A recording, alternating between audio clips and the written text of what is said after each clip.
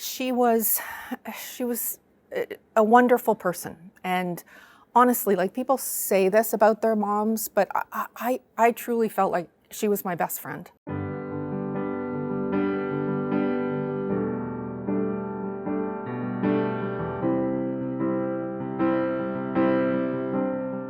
My mom's name was Lois Skinner.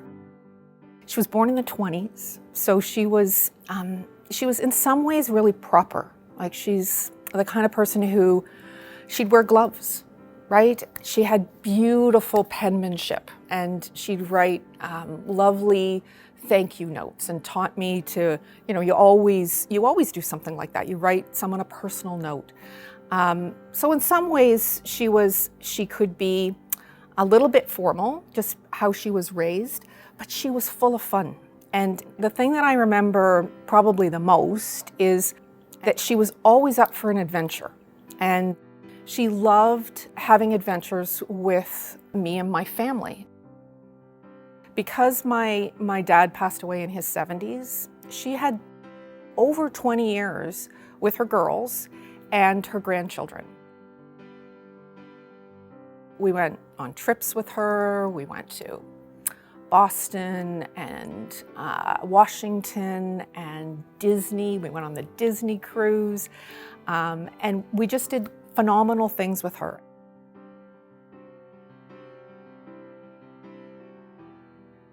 And she always taught me to say yes to things, to not miss out on the things in life that could be joyful. My mom lived in the house that I grew up in for a good decade after my dad passed away. And then she knew that she was ready for a move, and she moved to a condo. And it worked out really great for her. It was in her neighborhood. She made some wonderful friends. But as my mom aged, it became more difficult for her because of her mobility. She had some mobility issues. So she would have started off, she had a cane, and then she had a walker. And she was a very independent person. You could start to tell that it was affecting her ability to be able to cook the way she wanted to. And I felt like she probably wasn't eating as well as she could have or should have. Also, she couldn't always enjoy all of the different activities that she would have done before because they took effort to get there, right? She would have had to drive her car. She did drive her car for a long time, but she felt like in the end, she's the one who decided to stop driving, and she decided that because she felt that she really couldn't see properly enough to be safe behind the wheel. So, that limits you, right? That limits your ability to go grocery shopping or to go and play bridge, which she loved to do. And then, my mom had a fall, and she was really fortunate that she didn't break anything. She didn't break a hip or an arm or anything like that. But it was enough of a fall to, I think, make her realize that she needed to think about retirement living. In the end, I would tell you, it was her decision, for sure, but with the support of my sister and I, because she was always interested in understanding what we thought was also good for her. She would actually say, though, once she moved into the retirement residence, that she should have actually gone earlier. And she realized that.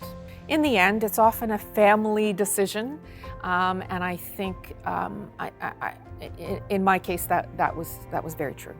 I think that can be sort of common, that people don't really understand how much that extra support can help.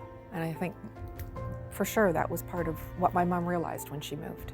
She was really pleased that she had this little apartment, and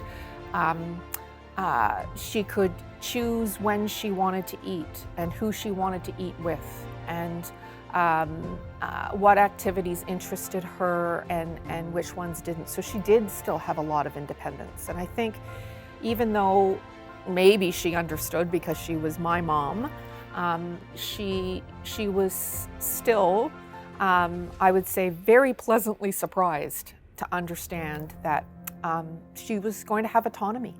Having my mom move to a retirement residence, definitely there was an improvement in my life too, because I was the primary person who, as my mom needed more help, I was the one who provided that. So when I did go to see my mom after she moved in, it could be for a visit. It didn't have to be because I was gonna, go grocery shopping with her or run around and fix things up in the condo or whatever those things were. That was very helpful for me as a caregiver.